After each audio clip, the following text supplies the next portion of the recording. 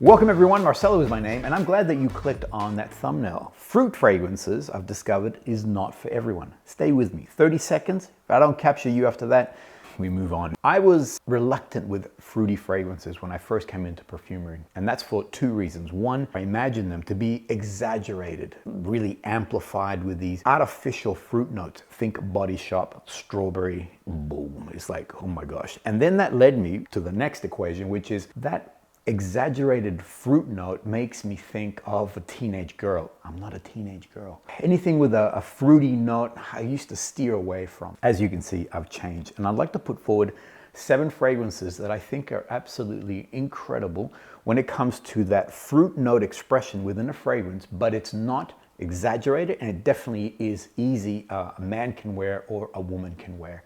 We need to understand how fruit notes are extracted from nature.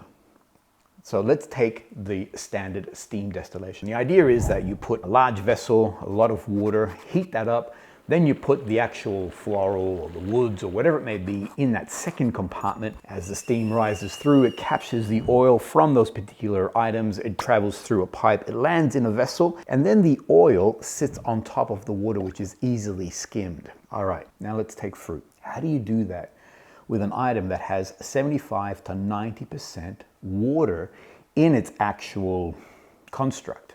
The actual fruit itself, think watermelon. Imagine doing a steam distillation, you'd end up with nothing. And if you do end up with something, a possible oil, it's gonna be pretty ordinary, to be honest. So how is it that we can get a fruit note in perfumery? Well, it's the magic of the perfumer and the accord. So now the perfumer has the opportunity to take that smell from nature, reinterpret it and go, this is what I want.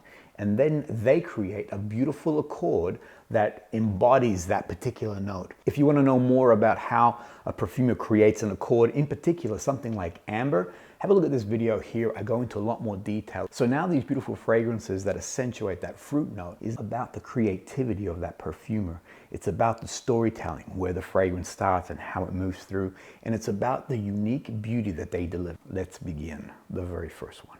It's only fair that I begin this journey with the cliche, a fruity floral fragrance, something that accentuates the beautiful fruit note, but it's supported with these wonderful bouquet of florals. This is La CAUTIVA. The brand is FUEGUIA, and it's a brand that I have fallen in love with and deep dive. I've got a lot of their fragrances in my collection. The perfumer is Julian Badel, who is an Argentinian. And this is why I was drawn to it originally. As an Argentinian man, I discovered that there's an Argentinian house drawing a lot of their raw natural ingredients from an area called Patagonia, a little area called Patagonia. I said that like nobody knows what Patagonia is. La CAUTIVA is actually a poem. The thing is though, the poem doesn't reflect what the fragrance is. The poem is a little bit dark, set in colonial times. I'd like to interpret this as a captivating woman. Whenever I smell this in the air, it is enthralling, it is alluring. And it makes me instantly think of my beautiful wife, because this is a fragrance that we bought. Actually, I've been keeping my brain intact, because the moment I sprayed, I can smell it in the air, and I'm picturing my beautiful wife on a sunny day or a spring-like day, breezy feeling in the air. Everything that captures beauty, happiness, joy is all wrapped up in La CAUTIVA. I discovered this fragrance in the FUEGUIA boutique in Milan. This was one of the early fragrances that I bought for Sandra. We walked in smelling a million different things. She came across La CAUTIVA and was instantly captivated. It has become her fragrance. There's a young man in the US, I've been talking about La CAUTIVA for a little while now. He reached out to me and he said, I own La CAUTIVA. It's a fragrance that I, as a man, I love wearing. My wife loves it when I'm wearing it also. So comfortably, this is a fragrance a man can wear. However, for me, this has embodied Sandra, my wife. I love the evolution of this fragrance. On opening, you're getting a succulent black currant note, fruity, delicate, slight florals coming through, and then moves across to a beautiful floral vanilla, and finally dries down to a musky vanilla floral place. All of those elements are still playing there. The fruit note, that black currant, juiciness is still there in the base, but now you're getting more of that human touch, that muskiness, that skin-like quality coming forward with a slight vanilla accent to it. There's a tenderness, there's a gentleness about this fragrance. This is about true love. There's no lust involved in this. This is now about purity and about being with someone that you love their company. I find that the performance on this fragrance is phenomenal. 8+ hours is what I'm detecting when Sandra's wearing it. There's been days where she has prepared herself, gone out for the day. I walk into the house and it's bada boom. And this is 4 hours later. La CAUTIVA is everywhere that I can smell. From what I'm detecting, the sillage and projection on this is in the high. So I would put it into a moderate to high. It's very discernible. When Sandra's wearing it, it's something that I can smell very cleanly. In that same sort of bright, happy, I would recommend to you, and Bram, the gentleman who loves La CAUTIVA, I'd recommend to you Orchestra by DORA. This is the one I'm wearing today. And as I've been preparing, moving around, I keep saying to myself, man, I smell good. It's a happy fragrance. For me, it is the, smell that. For me, it is the equivalent of La CAUTIVA, but now with a bit more masculine edge to it. I always call Ibrahim, who is the perfumer, a wizard, because the notes that I'm seeing versus what I'm experiencing are two different things. I get, on opening, a crisp green apple. Think Granny Smith. You feel like you're in summertime or springtime, and yet you get these slight herbals, this aromatic facet to it, this wood-like element. The way this fragrance evolves is divine. Starts off with this crispy and juicy note. Again, think that bright green Granny Smith crunch sort of feel to it. And then migrates to this bright herbal green place. You're getting these herbal notes coming through, and finally settles into this juicy, woody green fragrance. All those pieces are all balancing. All those pieces that you experienced in the beginning are all balanced in its end. Now here's the part that you're like, I don't know how it's done. There's no fruit note. I know that I put it in a fruit lineup. Again, for me, if you look at Fragrantica, it actually states, oh yeah, there's a green pear. People are detecting this bright greenness. Then, in the dry down, notes of oud, cardamom, musk, fair enough, vetiver, leather. These are all giving the fragrance strength and bones. This is beast mode. When you're wearing this, you're getting massive projection, great sillage, 12+ hours, very comfortable.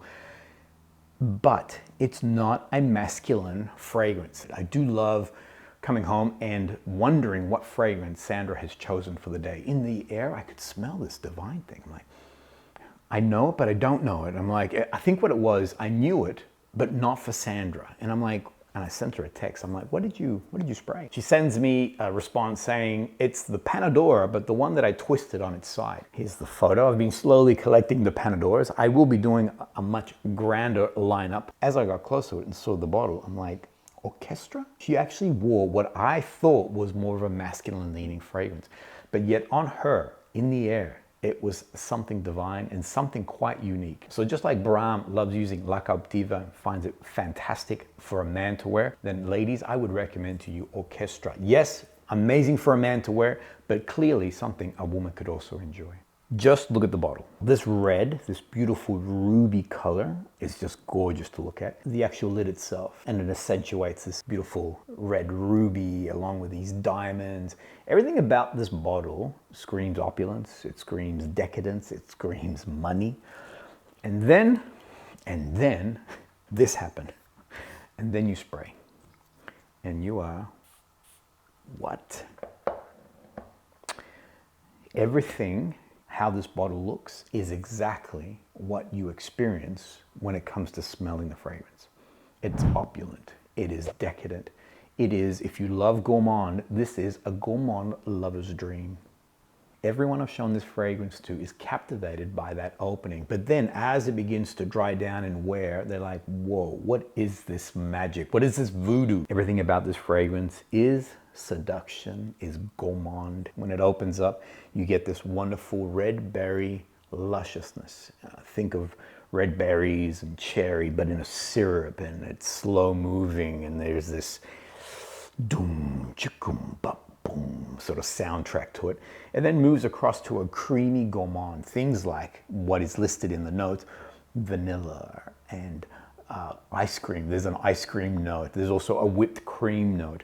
So you're getting those gourmand creaminess and that lusciousness. With those berries coming through, then it settles into this beautiful vanilla amber. Where before I mentioned that La CAUTIVA is innocence and purity, Ruby is all about seduction. It's all about stating your intentions, that you're not here for some cute, sweet love. You're here to cause some trouble. On skin, when it dries down, that beautiful vanilla amber it is decadent, and there is a lustful nature to it. I think and I know that I don't want to poorly sort of put this into the bad sort of category, as in, this fragrance is pure trouble, but it does have a very sultry, a very lustful, a very lusty, steamy kind of feel to it. Put it this way, you wouldn't go to church in it. You definitely go out if there's somebody special in your life and you want to say, let's hang out a little bit longer. This is definitely the fragrance that you would choose. This is going to church. This is not. So as a Melbourneite, I'm about to concede on something that goes against my nature. And that is to say, and I love Melbourne, but I had a pleasure as a young man to live in Queensland, and I'm talking northern Queensland. There's an area up there called Cairns. We used to travel down to Townsville. That whole region there, that northern Queensland, is God's country. I know, as a Melbourneite, I shouldn't be saying things like that. I go against my type, or I go against my people, but it's true.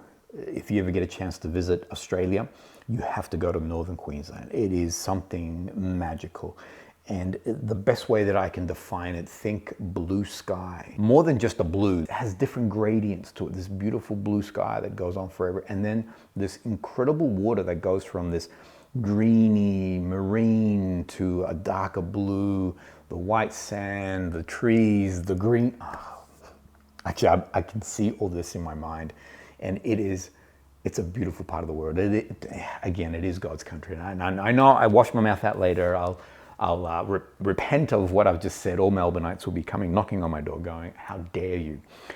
This fragrance here, Magnetic Mango, celebrates Magnetic Island, which is just off the coast of Townsville. If you don't have the opportunity to actually travel there, I'd recommend to you, please test out Magnetic Mango.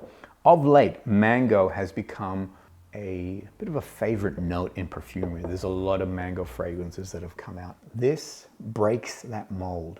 It goes in a whole new direction. And if anything, as you close your eyes and picture that landscape with the blue sky, that blue water, the sand, and now with this very gentle, fruity touch in the air.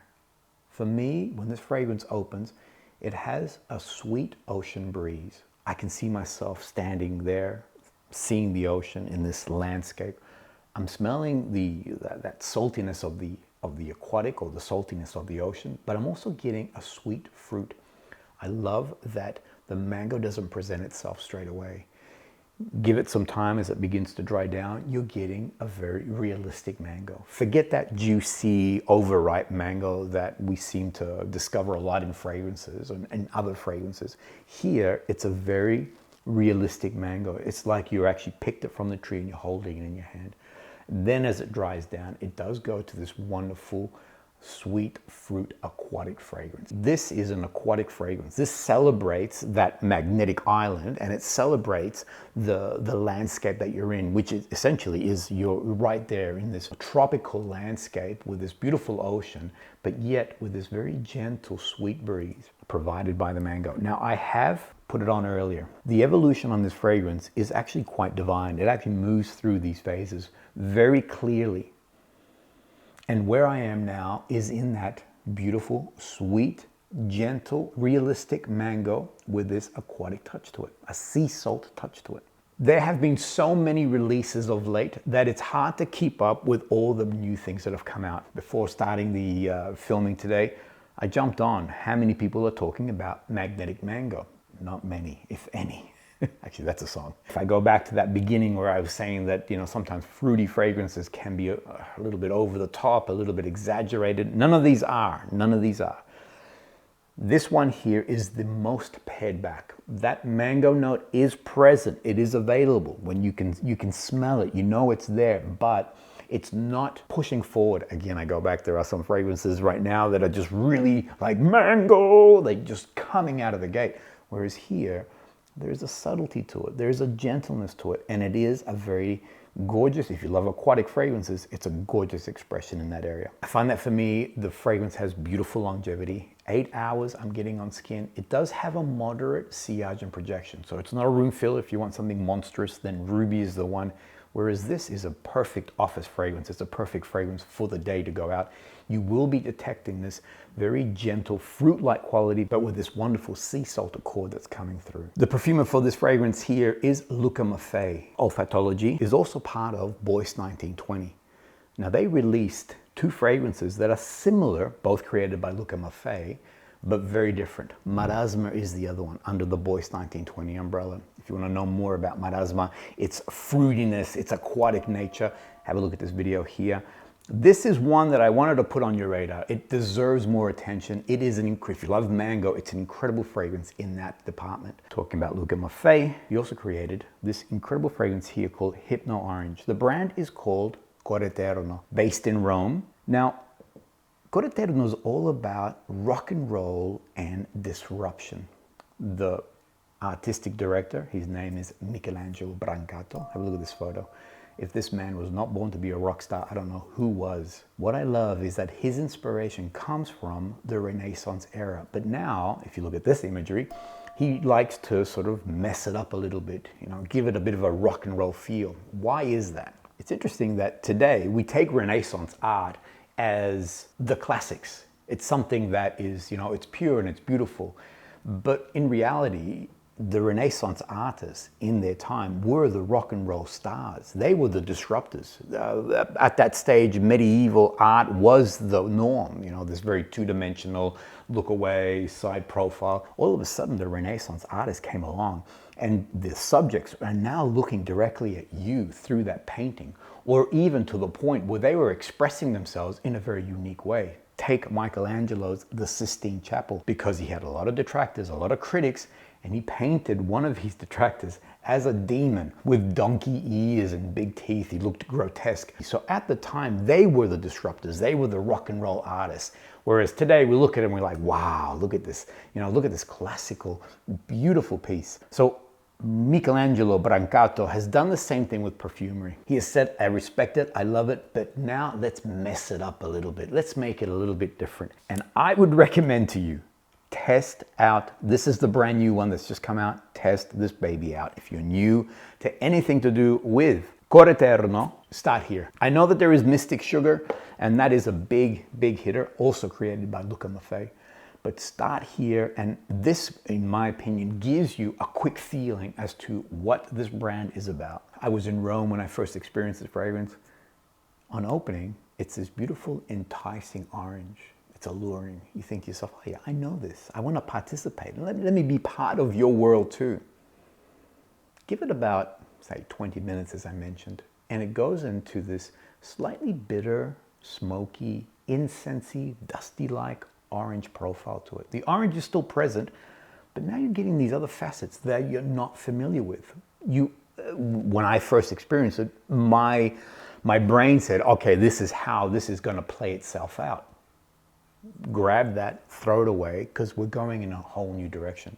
Finally, when it dries down, it's a sweet, musky woods that you're settling in. However, and this is the part that blows my brain, I get a gourmand touch. I don't know how. I've looked at the notes. There is like a black amber or something to that nature. There are these heavier notes that are in there. The orange is definitely on that opening, or a sweet orange and a bitter orange is mixed in there. It has things like tobacco and musk, but I get a gourmand touch, almost to the point of, and I know that this is a little bit sort of ethereal. How do you capture this, you watching this? How do you capture this feeling or this memory scent profile? But for me, it's something that my mother would bake, or it's something that Sandra has baked in my home, meaning that it's comforting, it brings peace. There is a soul calming nature to it. It is something quite unique. And again, I go back,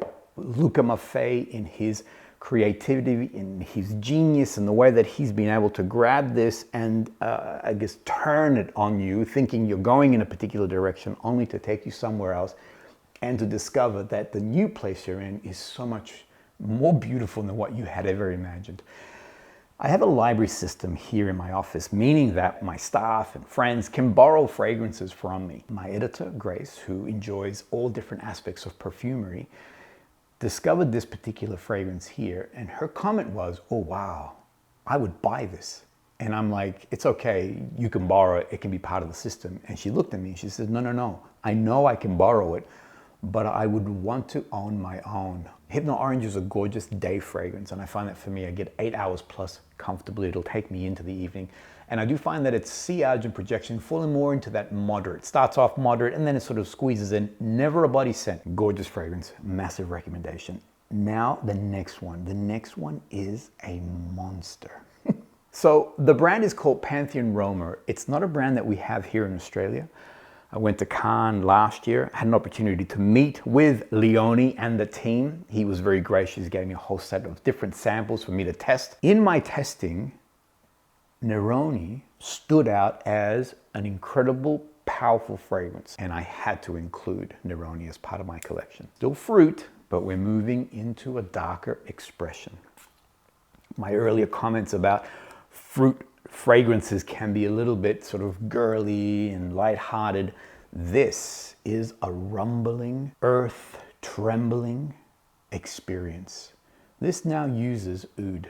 So if you love the oud note and you love it done with potency, this is the fragrance you want.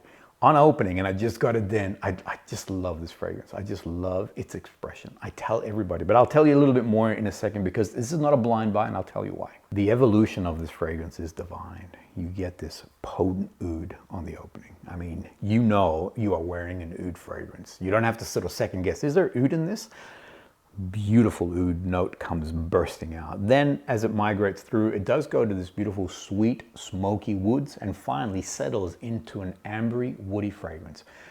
The intensity of that oud definitely comes off as it begins to dry down, and those fruit notes, the raspberry, that beautiful passion fruit, begins to emerge a lot more. I find that for me, so I've had this, before I started I sprayed it.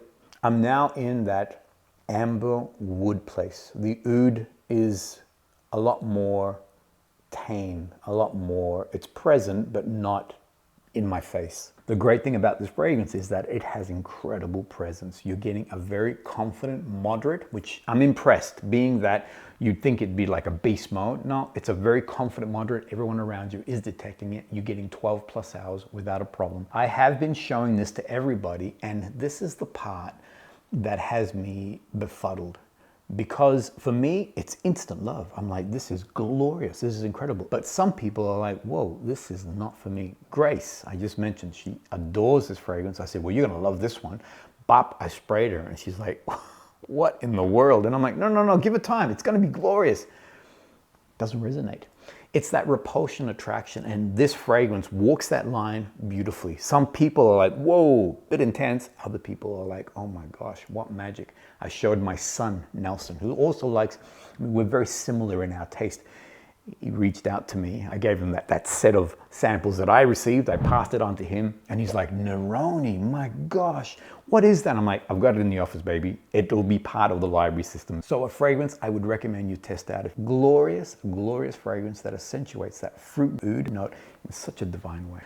The very last one, I talked about repulsion attraction. Who better than Alessandro Galtieri, the mad genius, the mad scientist of all perfumery. This one here, I'd recommend this to you. A lot of people, so this is a very clear love or hate. There's no in the middle. Whereas with Nerone, people, I get where it's going, but it's not for me. Here, either you love it or hate it. This is my recommendation. Go out and put this on skin. Don't look at notes. Forget the notes because, well, for starters, it's all guesswork. Alessandro doesn't reveal notes. What I get, are you ready? If you haven't heard me talk about this before, black tire. Like what? Black tire. Cucumber. Melon. I get a very clear, honeydew, that green melon coming forward. And then I get this ambery musk. I find that the fragrance is a little bit more linear than all the others, so evolution-wise. It doesn't sort of go here, it starts there. For me, I find that those particular notes keep coming back and forward. They sort of present themselves and then fold back into the background and they come forward again. All of a sudden, I'm getting like a grape soda pop, you know, that really artificial grape soda that everybody loves to drink. I get that at times, but then all of a sudden, boom, I get that cucumber note popping out again. Now, my son, Nelson, I said to him, you need to try out FANTOMAS. He's like, oh, that's kind of weird. Yeah, I came into the office, sprayed it, and he's like, this is disgusting. He was trying to find a way to rub it off. I'm like, trust me, put it in your library system, test it out, see how you go.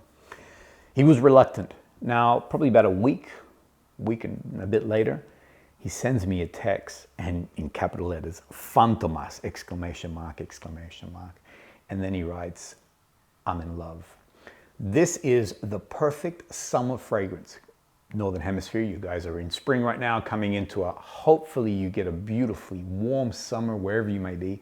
FANTOMAS is your companion, trust me on this. But again, do not blind buy. I'd recommend you test it out. It does sing so well in a beautiful warm landscape. I have tried this in winter, it doesn't work. That melon note, wait till you experience that grape bizarreness, that grape soda pop sort of smell to it is unusual, but it is the most, I don't know, it's something divine. It is, if you like, because I've been showing you, if you like this, then you'll love that. If you like this, then you'll love this. So if you love creativity, ingenuity, just mad creation, this is something that is so exciting as something to experience, something more than just a perfume that smells great, because that's what it is. This is now a pure art expression, and it is magical. Bada boom, 7 fragrances with a fruity accent that I would strongly recommend to you. Now, for those people who love going behind the scenes, discovering something intimate, discovering more about perfumery, we're doing a 9-day luxury tour in Italy. Now, these 3 brands here will be part of that. Boyce 1920 when we're in Florence, both CORETERNO and PANTHEON Roma when we are in Rome. If you'd like to know more, at the end of this video, I will be elaborating a little bit deeper as to what does that mean. There are 4 spots left. If you're interested in joining us, please reach out to me and I'd love to answer any of your questions. Look forward to reading your comments on these particular fragrances if you've experienced them or other fruity fragrances that you love. Thanks everyone. We'll see you guys all on the next episode. Are you in love with niche perfumery? What if you could meet the visionaries behind these niche fragrances? What if you could slow this right down and enjoy a full day experience with them, including lunch and being able to go behind the scenes?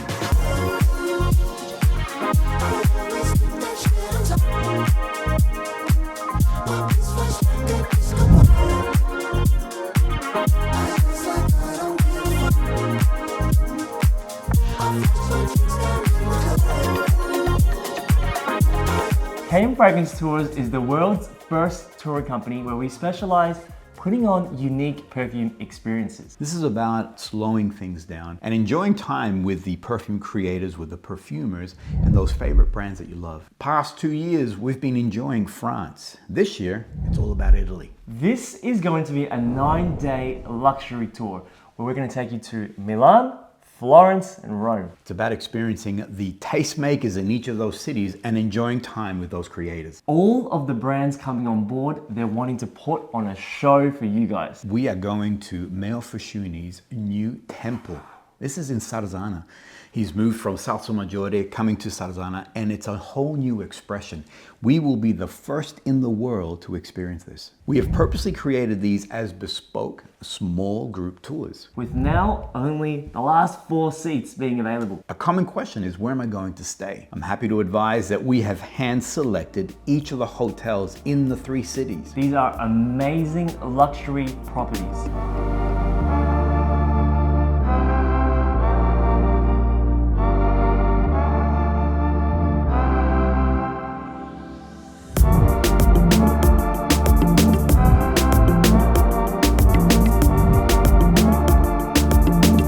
Take a look at the first property we'll be staying at in Milan. Magna Pars, this is the first perfume hotel in the world. Everywhere that you go within Magna Pars is actually perfumed in a different way. Every room has its own signature scent, and you'll have a chance to do an olfactory check-in. Now what does this mean? We're gonna send you the set of L'Absolu fragrances. Every fragrance actually belongs to a room in the hotel. You have the chance now in the luxury of your own home to select the fragrance note that resonates best with you, and we'll lock in that room just for you.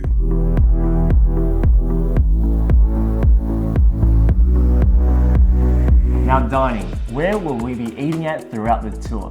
We have picked Michelin recommended restaurants for us to relax, experience the authentic local flavor of Italy. I'm happy to say that I've tested these restaurants. When I was recently in Italy, we actually went to these places to make sure that they're going to be good enough for you. Now you don't need to be an expert to join us on these tours. Not at all. It's about loving perfume, and it's about discovering more behind the scenes than just the bottle itself. It's about the creator, it's about these experiences, it's about learning more alongside these beautiful perfumers. The last few years we've had guests that have just started their niche fragrance journey join us, and even some couples that actually brought their partner along who didn't really know anything about perfumes at all, but loved their experience on the tour. It's about the pleasure of being in this unique location alongside someone who is the master in their field. Visionary, an artist in their craft. And it's about the joy and the pleasure of travel. Now this isn't just a tour. It's a journey through scent, through the history of Italy, with people who share your passion for fragrances. 4 spots left. We'd like to invite you to join us on this upcoming tour. If you want to know more, please email us or jump on our website for further details.